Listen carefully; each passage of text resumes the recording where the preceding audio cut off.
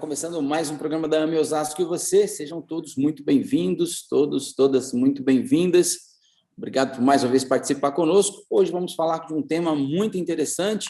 A convidada a doutora Thalita Junqueira, médica geriatra e membro da AME São Paulo. E claro que você já conhece esse timaço e nós vamos apresentá-lo mais uma vez. Sejam todos bem-vindos. Já curta, se inscreva no canal, ative o sininho, participe conosco.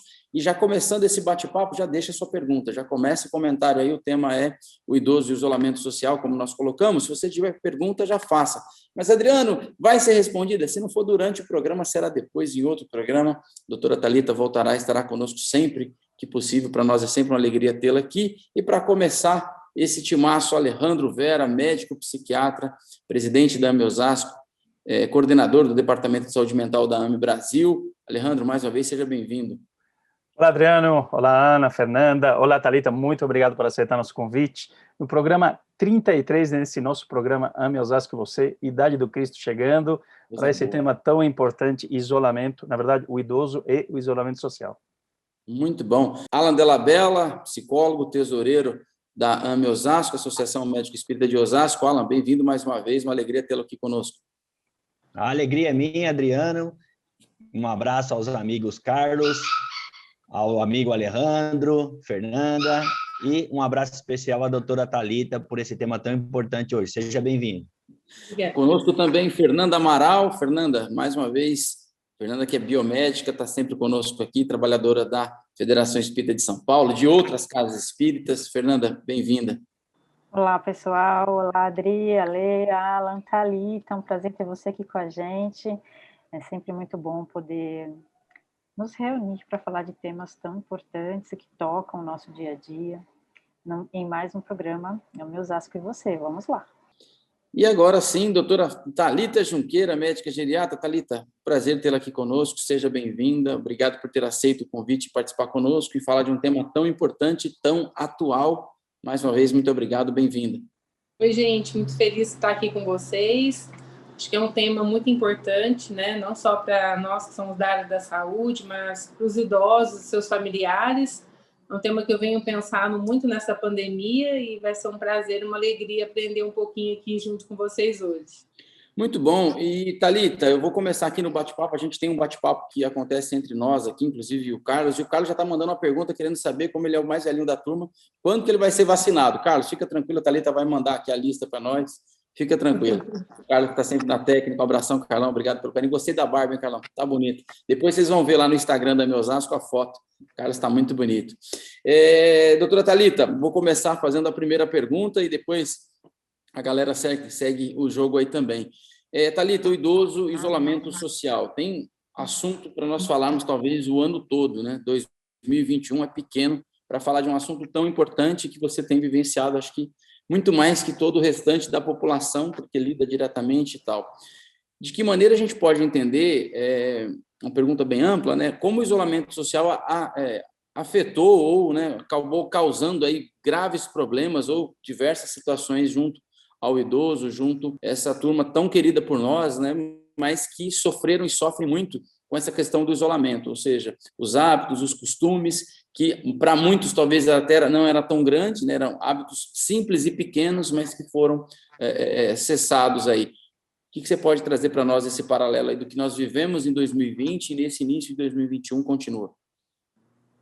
Eu acho que o idoso, né, ele é uma população muito frágil e devido a essa, assim, a gente está pensando assim naquele idoso, falando primeiro no idoso acima de 80 anos, né, essa população que ficou mais prejudicada com o isolamento. Pela fragilidade, ele já tinha umas limitações, né, nas suas atividades. E com a pandemia, o que a gente pôde observar é que esse isolamento social trouxe grandes consequências emocionais, né, para esse idoso. Então, o que eu venho observado na prática clínica, o que aconteceu? Eles começaram a receber menos visitas dos seus familiares, né? Eles começaram a ter... Eles têm pacientes que não saem de casa há mais de um ano, né? Os pacientes mais jovens, os idosos que estão assim, na faixa de 65, 70 anos, eles ainda vão no mercado, eles se arriscam indo na padaria, mas eu tenho pacientes que desde quando começou a pandemia, eles nunca mais saíram da casa mesmo, né? Então, isso tudo traz uma consequência tanto emocional quanto física. Pensando do ponto físico, né? Muitos deles pararam de fazer fisioterapia, terapia ocupacional, né? Eles pararam de fazer psicólogo, porque eles não têm essa oportunidade, o entendimento de fazer online. Então, isso acabou prejudicando muito o ponto de vista físico, né? E, consequentemente, o emocional. Além dessa parte social, de não ver os seus familiares, perderam o contato com as crianças, que no dia a dia acaba trazendo muita alegria e estímulo para eles, né? Muitos deles, apesar dessa sobrecarga, acabaram ficando sem a ajuda na limpeza da casa, porque às vezes a faxineira tem que pegar conduções. Então, a gente pode ver aí tanto consequências físicas quanto emocionais, né? Fernanda, Alejandro e Ala, vamos lá. Com vocês. O Adriano, a Thalita toca um ponto que é fundamental, relativo às questões da saúde física e mental, né? Como psiquiatra, tenho observado bastante isso desde o início da pandemia. Um aumento de uma demanda enorme em relação aos idosos e colocando que, assim, o idoso, em especial acima dessa faixa etária que ela citou, naturalmente é um ser já mais isolado. E as questões da pandemia, elas exigiram um isolamento social ainda maior, sobrecarregando demais em termos psíquicos e emocionais. E, Thalita, aí a questão é a seguinte, né? Os idosos têm sofrido muito, têm aberto quadros ansiosos e depressivos importantes, tem todas as questões físicas já que vão se alimentando com essas questões emocionais. Como atuar de uma forma em que nós possamos diminuir esses impactos, dado, obviamente, que eles precisam se cuidar, tem a questão toda do coronavírus, da Covid, enfim, mas como diminuir esse impacto para que eles não sofram tanto da maneira como têm sofrido, porque, embora nós tenhamos iniciado a vacinação, e eles são um grupo prioritário nesse sentido, e este programa está indo ao ar neste mês de março, nós temos ainda um período importante pela frente. Então, este tema é extremamente importante porque ele auxiliará os idosos para que eles possam diminuir o impacto dessa sobrecarga do isolamento social. Quais seriam os meios para que a gente possa auxiliá-los nesse sentido? Eu acho assim que, como você disse, apesar da vacina, a gente não vai ter uma rotina voltando da forma como era antes, né? Então, isso tem me preocupado, são coisas que eu tenho pensado, como dar dicas para os meus pacientes na visita, na consulta, para amenizar isso que está vindo, né? Eu acho que a gente não pode estimular a aglomeração, mas eu acho que cabe sim algumas visitas com cautela, né? Respeitando depois de vacinados, respeitando o distanciamento social, o distanciamento na casa, evitando toques, né? Se possível, o uso das máscaras, mas nada impede, né, da família visitar esse paciente. Eu acho que o idoso ele é muito carente de atenção. Então, no momento que você visita um idoso desse tipo, leva uma flor, uma fruta, uma refeição, porque a gente tem visto que o número de pacientes desnutridos aumentou bastante, né? A sarcopenia, a diminuição de massa muscular, a fragilidade. Então, esses idosos, eu faço muita visita domiciliar e eu tenho visto que esses idosos eles estão extremamente desnutridos, né? Então, acho que essa preocupação da família com relação à alimentação, isso também é uma forma de carinho, de afeto, né, de amor. Eu acho que diminuiria muito as consequências emocionais e físicas, né? O fato de você ir visitar um avô e levar uma flor, levar uma fruta, demonstrar que você está se preocupando. Eu acho que o fato de você, de repente, manter o isolamento e ouvir esse idoso está precisando conversar, né? Ser ouvido, trocar informações positivas, né? Porque hoje, se ele liga a televisão, ele só ouve coisas ruins, principalmente com relação à faixa etária dele, né? Eu acho que, aos poucos, a gente tem que reintroduzir essas atividades multidisciplinares que eles faziam em casa, tanto fisioterapia, terapia ocupacional, com auxílio dos familiares. Eu acho que eles têm condição, sim, de fazer algumas atividades online. Acho que basta a boa vontade da família de se empenhar, né? E eu tenho orientado aqueles que têm condições de caminhar numa praça, caminhar em locais onde não tem aglomeração. Então, não teria problema daquele filho que convive com ele levar ele para um local para caminhar, para ter contato com o sol, com a natureza, né? Acho isso importante. Algumas atividades que eu tenho estimulado os pacientes. Cuidar dá trabalho, né? E às vezes a gente percebe que também há um apoio nessa questão do não pode sair, para se isentar da culpa e de não fazer aquilo que por vezes daria muito trabalho de ser feito. A minha pergunta é a seguinte: nós estamos vivendo mais, né? Muitos profissionais da área de saúde têm se interessado pela gerontologia, e eu acredito que o geriatra, o médico geriatra, ele sempre trabalha com uma equipe multi. Eu percebo no consultório, como psicólogo, que as mulheres, as senhoras, né, as idosas, elas são muito mais receptivas a tratamentos alternativos, né?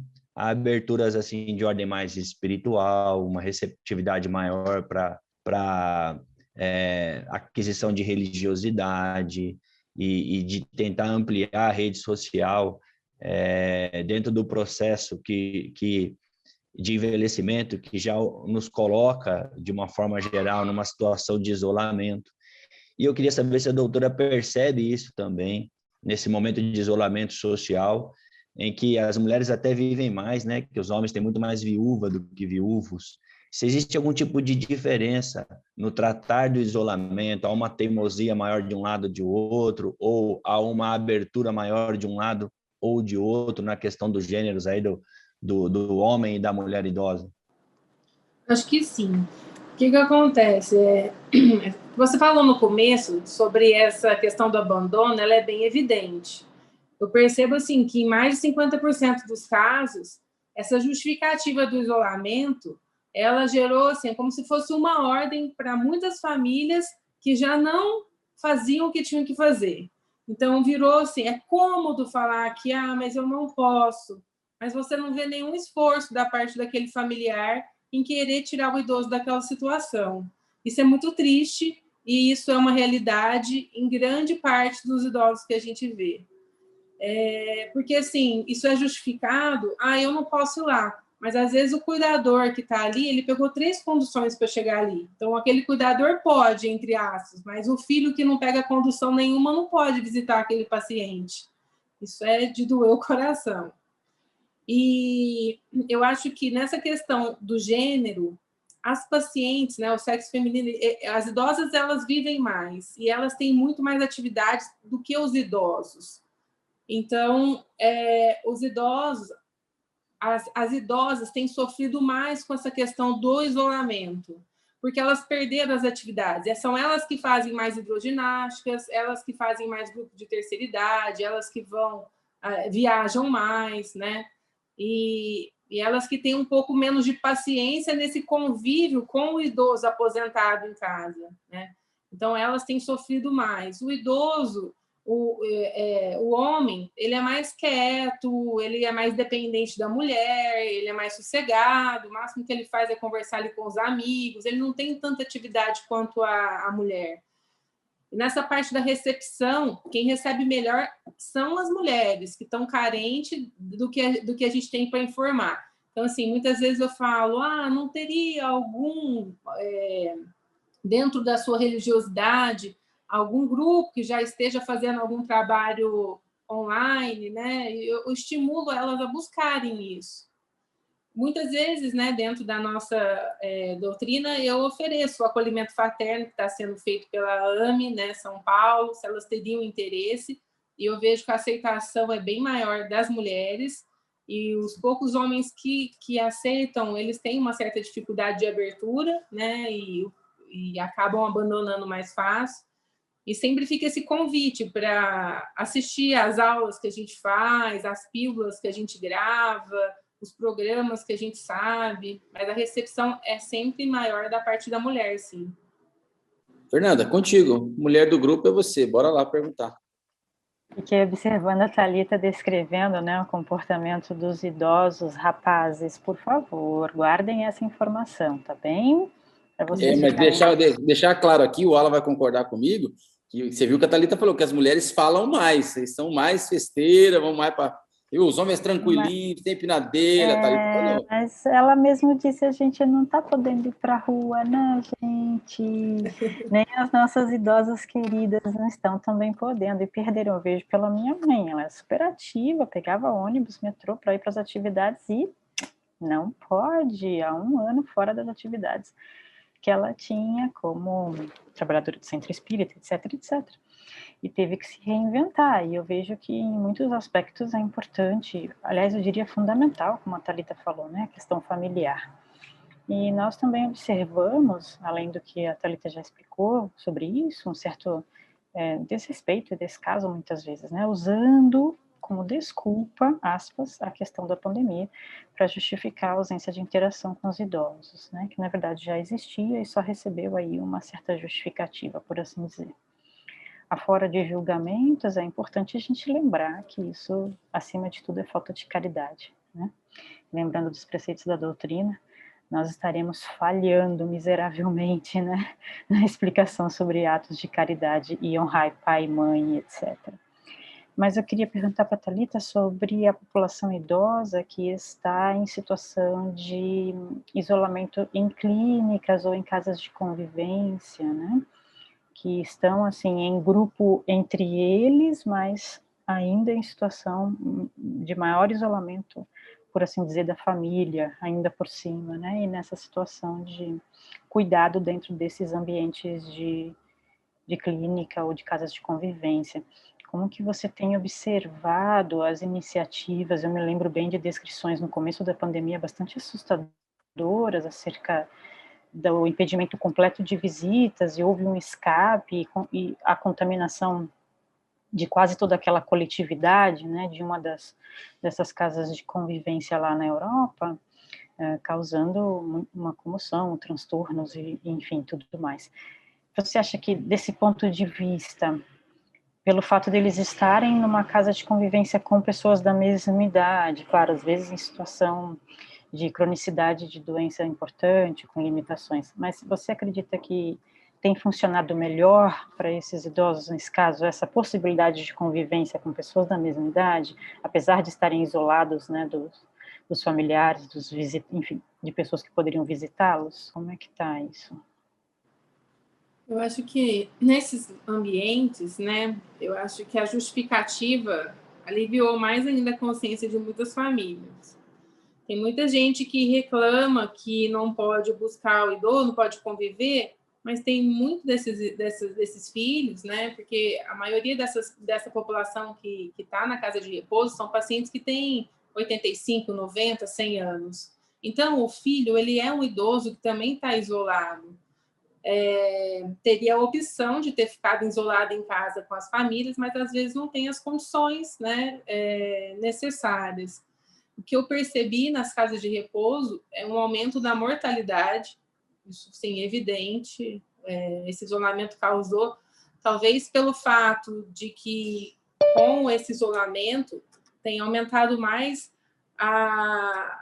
as consequências dessa demência avançada, né? Então a gente vê assim um maior número de úlceras de pressão, um maior número de infecção, talvez pelo número reduzido de funcionários, que isso acabou acontecendo também, porque muitos foram infectados, né, e afastados. Então as consequências aí dessa síndrome do imobilismo veio mais à tona, muitos pacientes morreram, não só por conta do problema emocional, ficaram abalados, depressivos e não comeram, mas também das consequências físicas, né? E, infelizmente, na maioria das casas que eu tenho alguns pacientes que eu visito, ainda continuam sem poder receber a visita. Tem algumas que, desde quando começou a pandemia, nunca mais tiveram contato físico com os familiares. Às vezes podem ver através de um vidro, mas isso também é muito triste, né? Muito Uma prisão, né, Thalita? Limitado. Às vezes eu falo assim que as pessoas, às vezes, no presídio estão sendo mais felizes do que esses idosos, porque ainda estão conversando, se aglomerando, jogando bola, e esses idosos eles estão literalmente abandonados, porque muitas dessas instituições não permitiam que eles se unissem nem na hora da refeição. Tinha gente que ficou literalmente isolado no quarto, né? De uma certa forma, eu vi que em muitos estabelecimentos isso também gerou uma facilidade para quem estava cuidando. Então, já é difícil quando você vê uma instituição onde você pode visitar apenas um dia na semana. Isso aí já chama minha atenção, né? Você pode vir só tal dia, tal hora. O que acontece nessas instituições ao longo da semana que não pode receber uma visita inesperada? Agora, imaginem como são as condições, sendo que a família não vai aparecer de forma alguma. Nem o próprio médico, sendo ele particular, ele pode chegar a qualquer momento nesse caso. Eles têm essa justificativa. Então, o número de troca de fraldas, com certeza, a gente não tem como vigiar. Se esses pacientes estão sendo mais sedados, né? Se eles estão sendo automedicados, né? A gente perdeu o controle disso. Então, talvez isso também justifique um pouco do aumento da mortalidade. Eu não vi nenhuma vantagem, viu, Fer? Com essa parte de união entre eles, infelizmente, essa não foi uma realidade que aconteceu. Doutora Thalita, eu queria fazer... Vai lá, Alejandro. Não, manda aí, que depois eu amarro, Ju. Tá. Thalita, eu queria fazer uma questão. O Evangelho fala da questão de honrar o pai e mãe.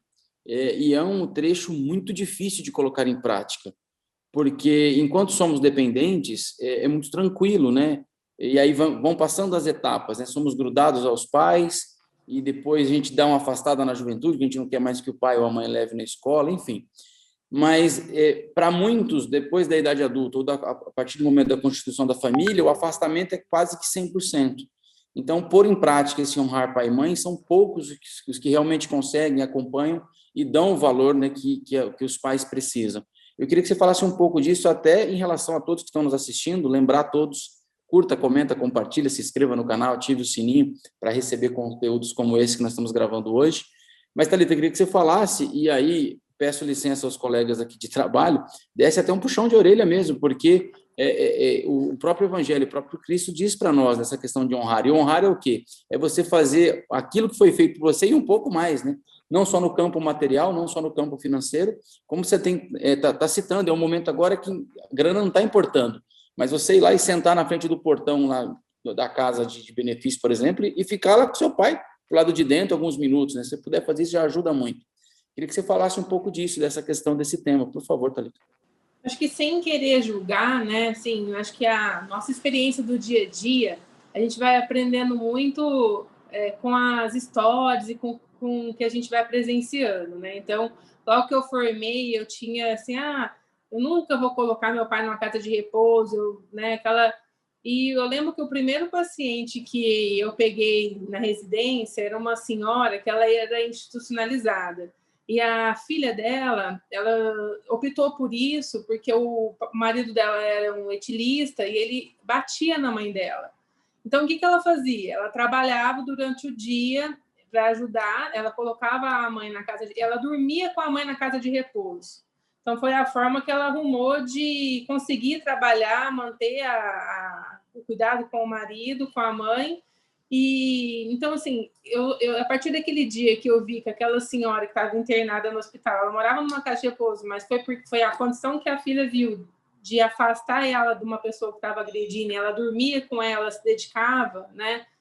Eu nunca mais vou julgar a escolha da família, né? Que a gente não sabe, às vezes a gente tem uma filha que não consegue se manter, o marido não aceita e há imposição de colocar, né?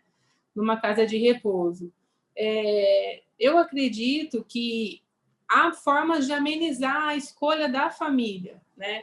E uma delas é a gente estar perto desse familiar.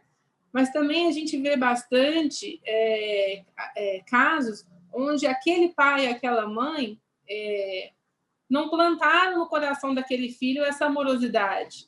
Então, fica difícil para o filho, naquele momento, se dedicar da forma como esse honrar pai e mãe. Eu vejo que tem gente que faz muito além do que recebeu, né? É o nosso ponto de vista, né? que às vezes a gente está julgando frente a uma atitude. Eu tenho uma paciente que é do hospital de servidor, que ela me procurou e falou que ela recebeu uma intimação do juiz. Eles foram abandonados quando criança, a mãe e 3 crianças. Uma delas faleceu porque eles ficaram na rua, e essa mãe, ela conseguiu, recebeu a ajuda de um moço de um bar. Eles dormiram por anos no banheiro desse bar, né, no bar quando estava fechado. E hoje, assim, a moça é professora, o filho é segurança e a senhorinha é uma senhorinha aposentada que eu atendo.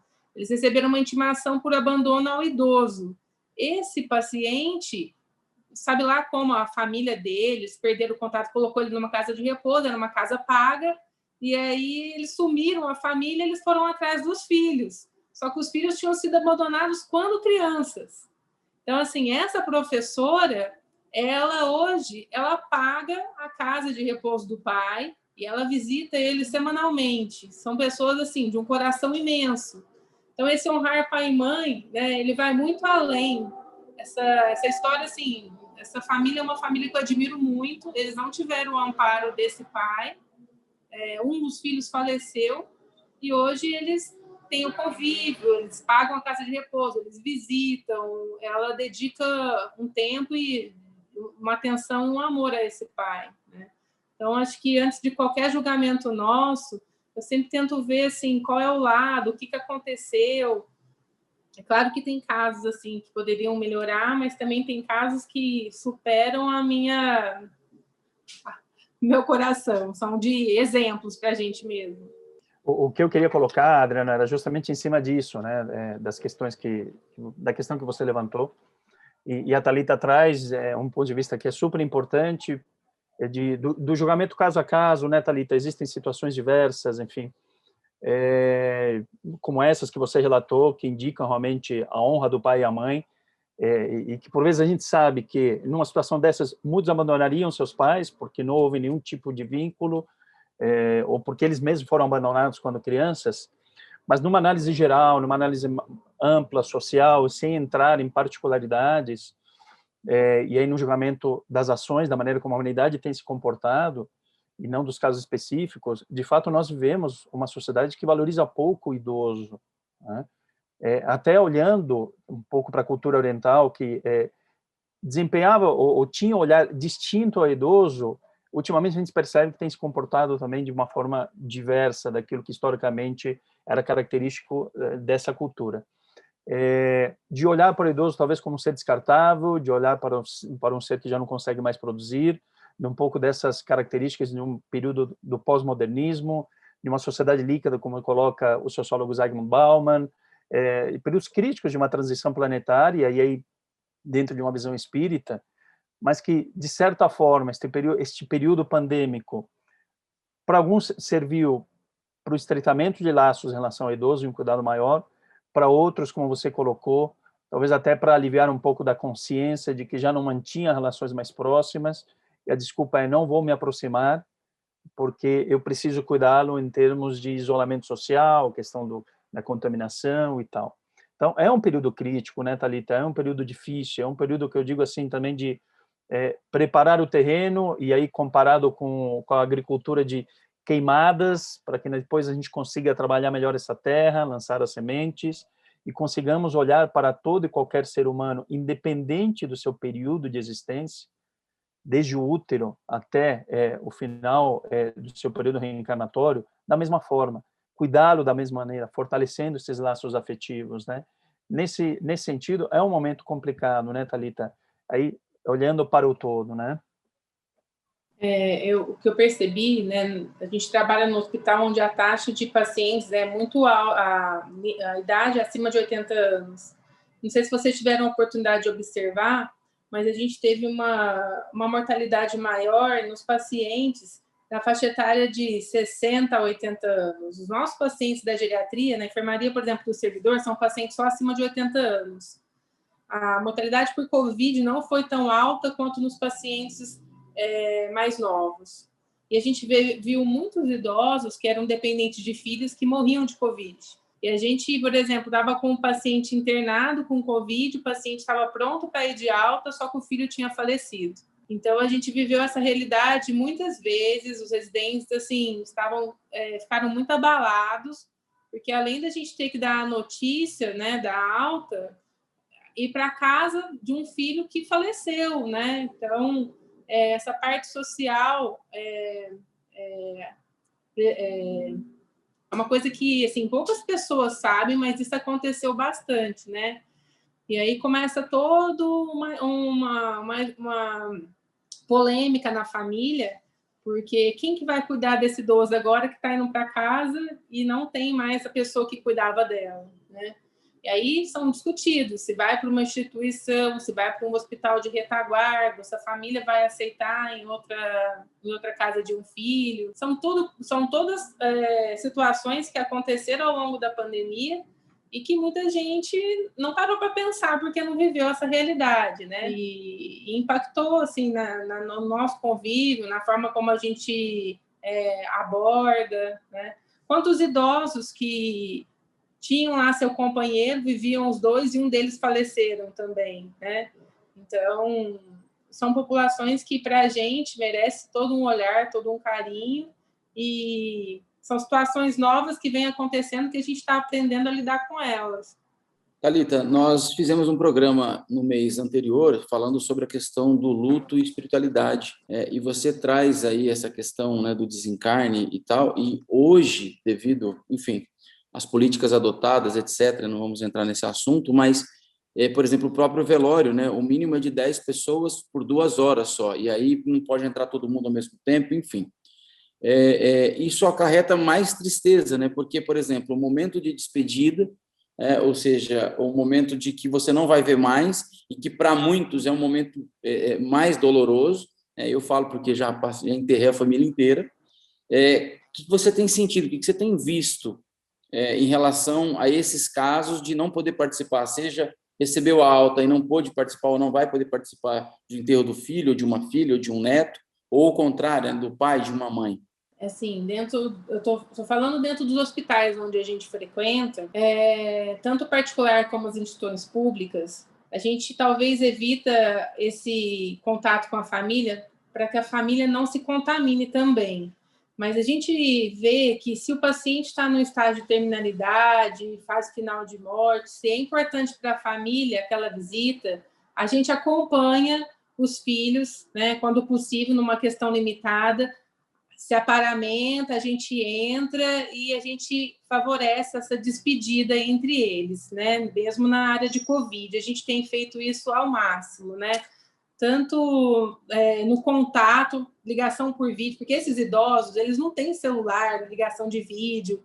Então, os residentes, os médicos, a gente tenta ao máximo ligar do nosso celular mesmo para a família, deixar eles terem contato, né? E nessa parte de luto, de fase final, a gente fez muito isso, de permitir que 1 ou 2 filhos entrasse antes do acontecimento e se despedisse dos seus familiares. Agora, uma coisa que chama atenção é assim, muitos idosos, quando eles ficam lá no isolamento, dependendo do hospital, de 15 a 21 dias. Quando eles saem do isolamento, eles vão para uma enfermaria normal. Quando eles falecem nessa enfermaria normal, o atestado tem que constar Covid, que eles internaram por Covid, apesar de não estarem mais com Covid. Então, assim, o número de visita no hospital está reduzido. É de 1 a 2 filhos, 1 a 2 cuidadores no máximo. Perdão. Por que precisa constar Covid? Eu queria que você explicasse um pouquinho, porque isso pode gerar uma coisa, tem uma curiosidade, não sei se os amigos têm, mas por que precisa constar se ele já não tem mais? Se o motivo... Esse paciente, ele morreu em consequência do Covid. Então, ele entrou, teve um Covid, ele saiu do isolamento porque já passou de 15 a 21 dias, depende do hospital, só que ele ficou frágil. E aí ele foi para uma enfermaria normal, uma enfermaria de não isolamento, está tratando uma pneumonia. E ele morre da pneumonia.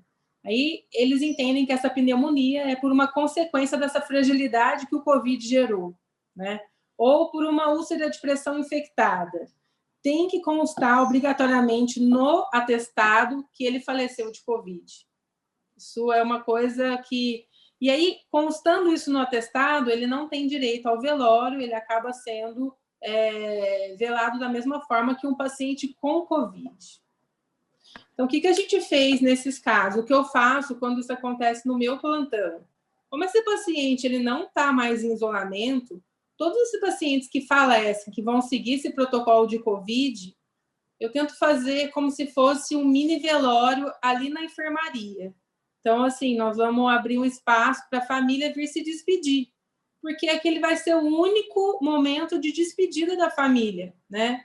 E aí eu autorizo a subir os filhos, o marido, e ter aquele momento de despedida com aquele familiar, porque, assim, é o que a gente viu, isso também assim, é um critério que eu adotei, porque eu sei que o hospital me permite fazer isso, por estar ali de plantão, né?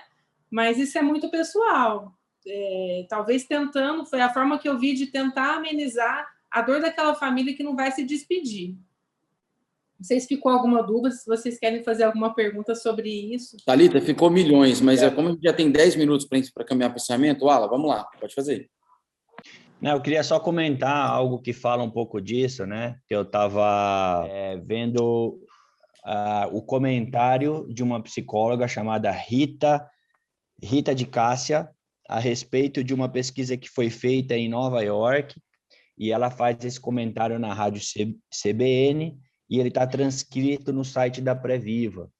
Essa pesquisa encomendada em Nova York trata do isolamento social em idosos. E essa pesquisa demonstrou que a imunidade dos idosos que ficaram em situação de isolamento social baixou entre 30% a 42%. Eles ficaram mais suscetíveis à instalação de doenças, né? E o dado que traz interessante, primeiro ela faz uma ressalva entre o que é a solidão e o que é isolamento social. Solidão é, lógico, uma leitura subjetiva de uma situação que a gente vive, sentir-se só, e o isolamento social, de fato, é o afastamento físico.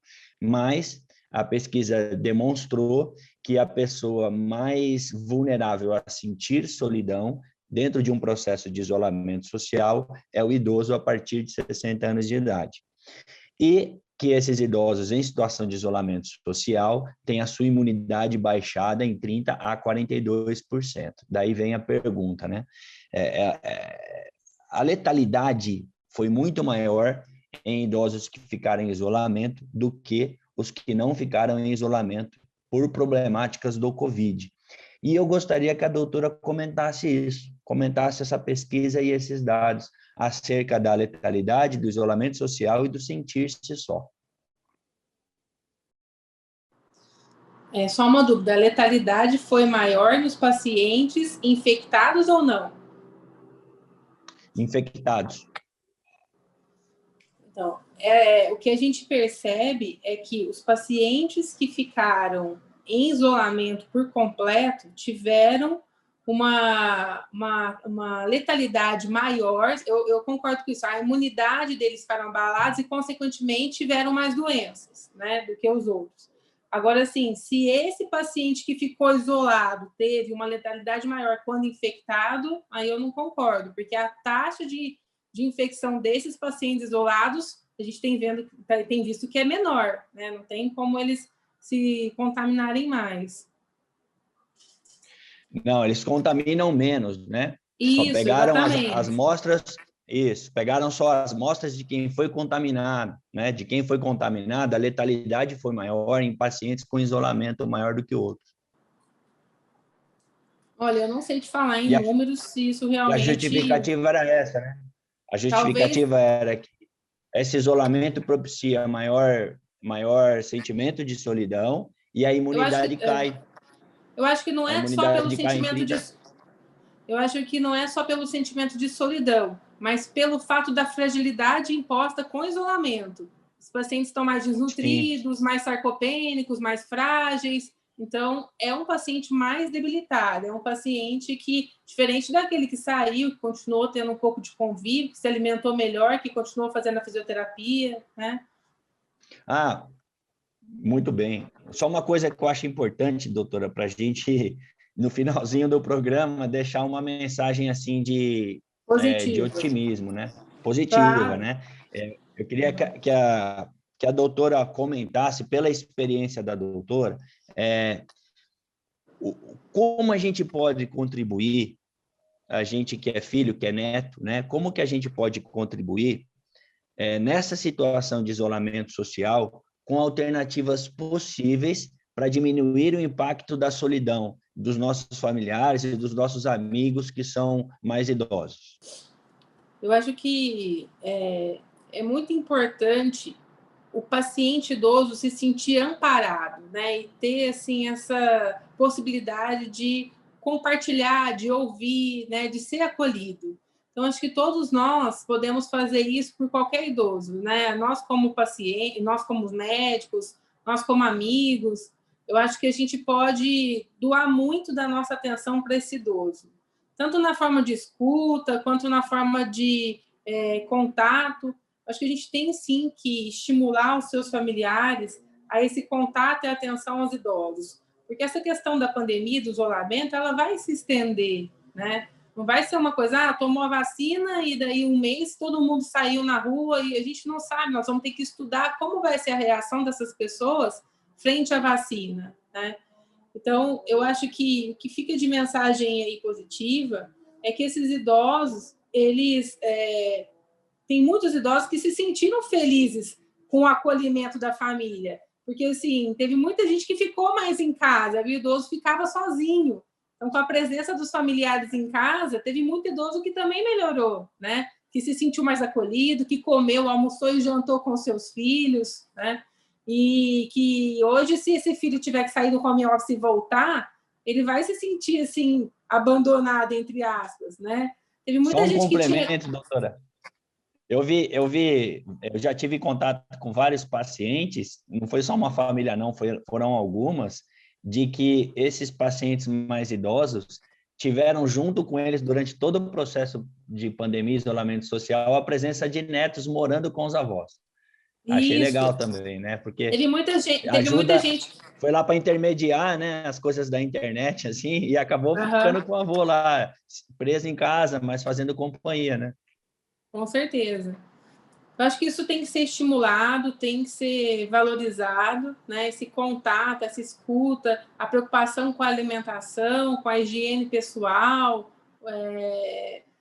Eu acho que a partir de agora a gente vai ter vários núcleos, né? Núcleo familiar, mesmo que restrito, né? E esses núcleos, eles vão ter que sustentar esse idoso de uma maneira emocional, física, na questão do amparo, no carinho, do amor, né? Eu vejo que, assim, quantos idosos, uma coisa mínima que eu faço às vezes de estimular que essa família reze com o idoso, né? Reze junto, isso aí pode aumentar a imunidade, pode fazer com que estimular a cognição do idoso que está rezando, que está comentando, né? E são atos que têm uma transformação importante na qualidade de vida do idoso. Thalita, não sei se a Fernanda ou o Alejandro quer fazer mais um comentário, ou o Alan, eu queria fazer uma pergunta no embalo do que o Alan falou, que foi muito importante. Eu queria que você deixasse uma mensagem para o idoso, a idosa, de como ele se sentir bem, o que eles podem fazer, não sabe mexer no celular, não quer aprender, busca outra coisa, enfim. O que eles podem fazer, o que você sugere como médica, como, enfim, está acompanhando aí de frente, linha de frente.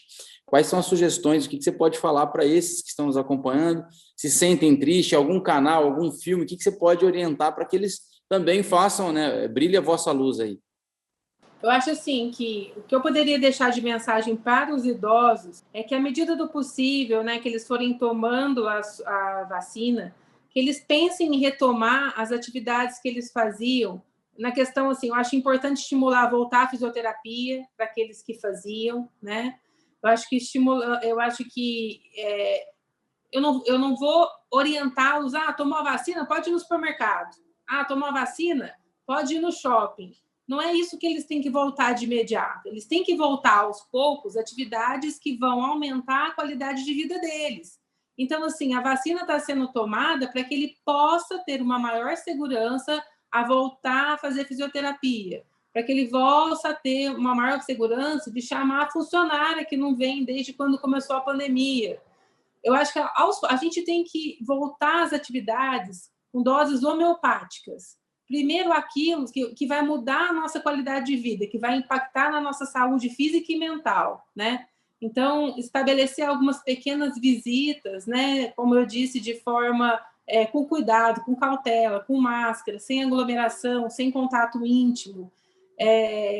Aqueles que têm condição, voltar a fazer pequenas caminhadas na rua, perto das suas casas, nas praças. Eu acho que estimular que essas pessoas voltem a se alimentar de uma forma melhor, chamar o filho, vamos almoçar junto, né, com o filho no domingo, eu vou preparar uma alimentação, ou o filho vai trazer essa alimentação. E a gente tem assim várias atividades que nós mesmos aqui podemos oferecer a cada um dos nossos pacientes. Evangelho online todos os dias. A gente pode oferecer aos nossos pacientes o atendimento fraterno da AME São Paulo. A gente pode enviar para os nossos pacientes um link que é só ele clicar e ele ouve uma mensagem positiva, né? Nós mesmos podemos estimular as famílias a mandarem vídeo para os seus familiares com foto dos netos, né? Com vídeos, pequenos vídeos dos netos dizendo, estou com saudade, nós vamos se ver tal dia. Eu acho que há várias formas de amenizar esse isolamento e essa dor. Thalita, uma curiosidade, e só para a gente já caminhar para o encerramento do programa, muitos filhos, quando levam algo de comer, compram alguma coisa, e aí chega lá, passa álcool em tudo e tal. Eu, inclusive, faço isso. Aí uma pergunta junta com a outra, continua fazendo isso? Não faz? Está gastando papel, toalha e álcool à toa? Isso não resolve nada? Como é que funciona? Porque, olha, metade do salário está para a comida e metade está para o rolo e para o álcool. Está bravo. Não, a gente está orientando a continuar com as mesmas medidas de asepsia, de isolamento. Todo mundo toma vacina e recebe um papelzinho. A vacina não vai excluir o uso de máscaras, o uso do álcool em gel, da asepsia, da higienização. Então, isso tudo continua. A vacina é uma medida a mais. Todo o nosso cuidado, a nossa cautela, a gente tem que insistir que esse idoso continue fazendo. A última pergunta, e o Carlos que fez essa pergunta, quando que a gente vai tomar vacina e vai parar de usar máscara e vai poder aglomerar? Carlos Augusto, técnico nosso que fez.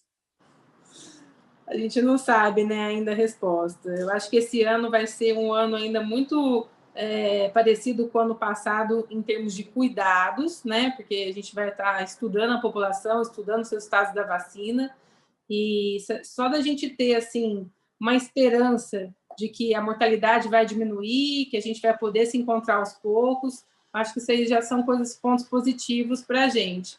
Agora, todo cuidado ainda é preciso, né? Ouviu aí, né, Carlos? Em casa, tá tranquilo, muito saidinho, não vai sair. 2021, já ouviu aí. Doutora, muito obrigado, a gente agradece muito. E quiser fazer suas considerações finais, mais uma vez, muito obrigado, Thalita.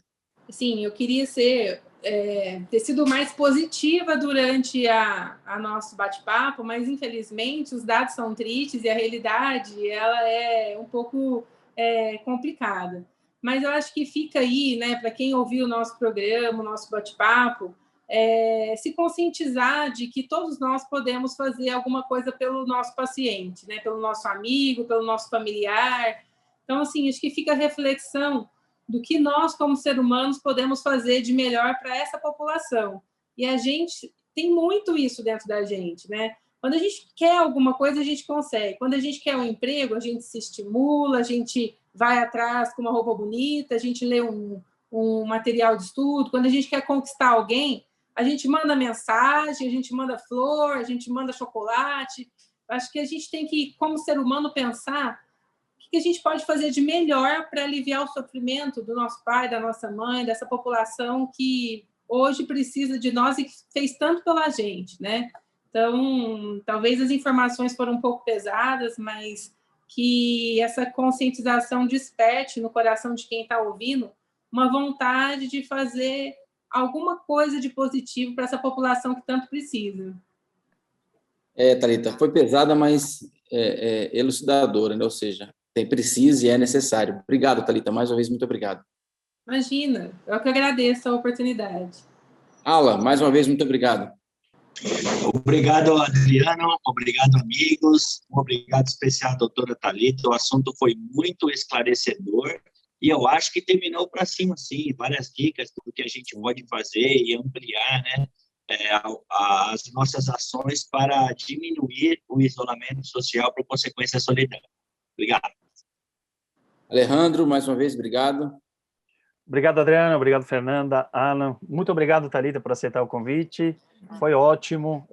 Você foi realista, não foi pessimista. São coisas bem diferentes. Trouxe os dados que são importantes, que nós tenhamos essa informação, e nos trouxe também os meios com que a gente consiga diminuir esse impacto do isolamento social nos idosos e entender que nós somos responsáveis também por isso. Então, muito obrigado. Esclareceu também, né, Alejandro, no sentido de muita informação que, pelo menos, eu não tinha nem acesso, nem imaginava o que estava acontecendo, e ela mostrou bem. Fernanda, mais uma vez, doutora, muito obrigado. Obrigada, pessoal. Adri, Alan, Alê, Thalita, um prazer ter você sempre aqui com a gente para falar desse assunto. Eu acho que é importante a gente conhecer a gravidade da situação e focar nas ferramentas que a gente tem para agir positivamente, né? Esconder a situação normalmente não é uma solução boa, né? Então, apesar de grave, nós estamos aqui nesse momento reencarnatório. Vamos fazer a nossa parte, como Jesus espera de nós. É isso aí, é isso aí. Thalita, mais uma vez, muito obrigado, parabéns pelo trabalho, continue firme, forte, imagino que você também tenha sofrido com o isolamento junto à família, aos filhos, enfim, e que Jesus te abençoe, parabéns e muito obrigado por estar nessa linha de frente junto com tantos outros. Mais uma vez, muito obrigado, espero que volte em breve para trazer informação boa e dizer para o Carlos que está desesperado aqui, Adriano, fala para a Thalita, fala logo para a gente liberar e aglomerar. Obrigado, Thalita. Obrigada, gente. Fico à disposição de vocês, tá? Pessoal, até a próxima, se Deus quiser. Um abraço. Tchau, tchau.